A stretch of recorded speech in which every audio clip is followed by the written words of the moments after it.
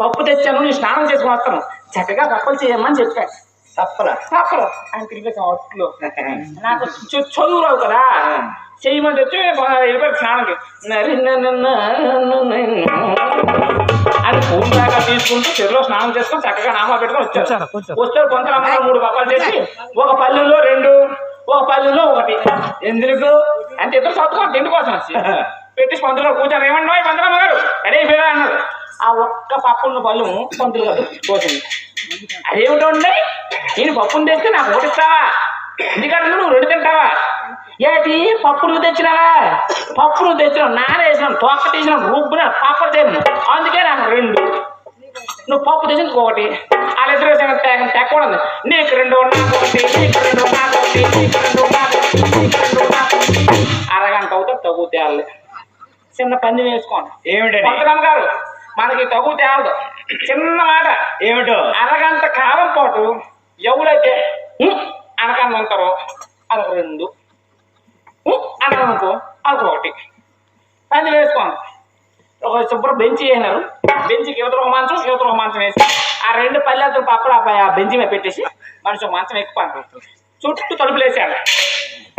శుభ్రం పప్పులు చూసుకొని ఇలాగే చూస్తాను. ఇంతలోపు ఈ పంతులమ్మ గారు పక్కింటి పెనం తెచ్చిన మరిచిపోతాం. ఆవిడ ఈ పెనం అవసరం.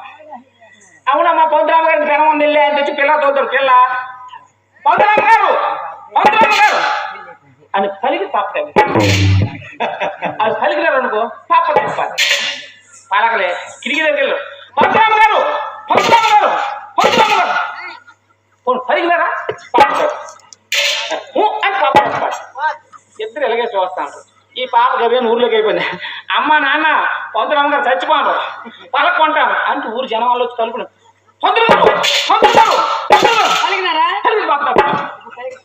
అని పొట్టు మీద ఉన్నారు. ఊరు జనం వాళ్ళు తలుపులు పగలగొట్టారు.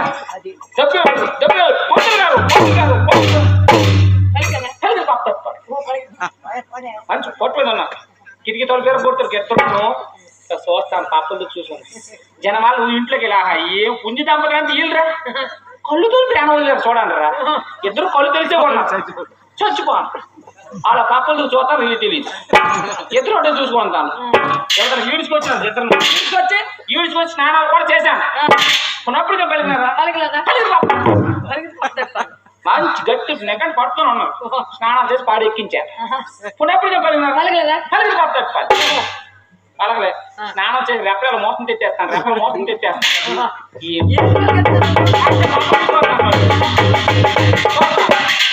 పలికి పాప చెప్పి నేను పలక్కుంటాను. జనాలు చేసి తీసుకెళ్ళిపోయి వెతుకొని గోవిందనామస్వామి చేసుకొని తీసుకెళ్ళిపోయి అందరూ మనిషి కర్ర పెడగ మొక్క వేసాను. వేసి అందరూ ఎటువంటి తిరిగిపోయారు. ఈ తలగొర ఏటని అనుకున్నారు కదా, తలగొర ఏటినోడు వచ్చి ఇలా కాస్త తలగొర ఏడుతోడికి ఆ పొంతులు ఎంత పొడవు ఉంది పిలక.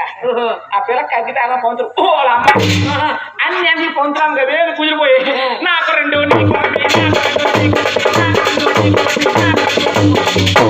అంతా ఉడికి మీ మర్యాద 3 కాదు అక్కడ ఉన్నారు. ఆయన పొంతులు దెయ్యాలు అయిపోయాను, మన 3కి సర్దుకుంటాను అని ఊళ్ళో పడ్డాను. చదువు ఊర్లోకి వెళ్ళిపోయాను. మరి గొడ్డ పక్కలు లేవు, నీళ్ళు గబగబ కూర్చోని సాగుగారు చదువుతుంటే ఆ పాపలో కూర్చోండి. 3 జనాలు 6 గంటలకి అందరూ ఊరాలు చెప్పాను. పొంతులు దెయ్యాలు తిరుగుతాను. 6 గంటలకు అవులే తలుపులు లేవు, ఆయన మోతేసాను. పంతులు 12 అవుతుంది. గిరిగిరి లోడుతుంది ఏంటి సావుకరమ్మ కొడు నొప్పి అయినా చేరుకుంటుంది. సావుకరమ్మలో అయినా చేరుకుంటుంది. సావుకరమ్మ అవ్వదు. సావుకర్ నేను సులువు చేస్తాను చెయ్యు, నువ్వు బాధపడకు. నేను ఒక ఉపాయం చెప్తాను. నీ నడుముకో తాడు కొట్టు, నువ్వు తిన్న ఎల్లు, నీ కవ్వులో కనిపించానుకో నువ్వు అను తాడు అని చెప్పినట్టు సావుకారు నడుము తాడు కొట్టుకెళ్ళి అది సగమే డెలివరీ. ఈ సావుకారు ఇల్లాడు వెళ్ళి సావుకరే అన్నాడు. అన్న మరి ఆలోచిస్తా మరి సగమే నడుస్తాడా, మరి కాలేజ్ మొత్తం కావాలంటే అలా వేసుకొచ్చాడు. ఎంత చేసి ఇంట్లో లేకపోతే తెల్లారి టిఫిన్ కోసం చేసి చట్నీ ఉడికి అది ఒట్టు ఎందుకు పోను, అది ఊరి బకెట్ ఎంత పాపం. అందుకే ఒట్టిన పని జరగడం కొట్ట ఎంత పని చేయలేరా. పోనీ 2 3 పిల్లలు ఇంకా పక్కలు ఉన్నాయా పిల్లలు తినేది. అందుకే మేము 3 పిల్లలు తగులు వాడుకోకండి. మీకు ఎన్ని ఇళ్ళు ఉన్నాయి? ఒకటే ఒక ఇల్లునే రెండు ఇల్లునే మధ్యన గోడ ఉంది ఉంది. ఆ గోడ మీద పాములు పొడుగులు పెట్టాలి.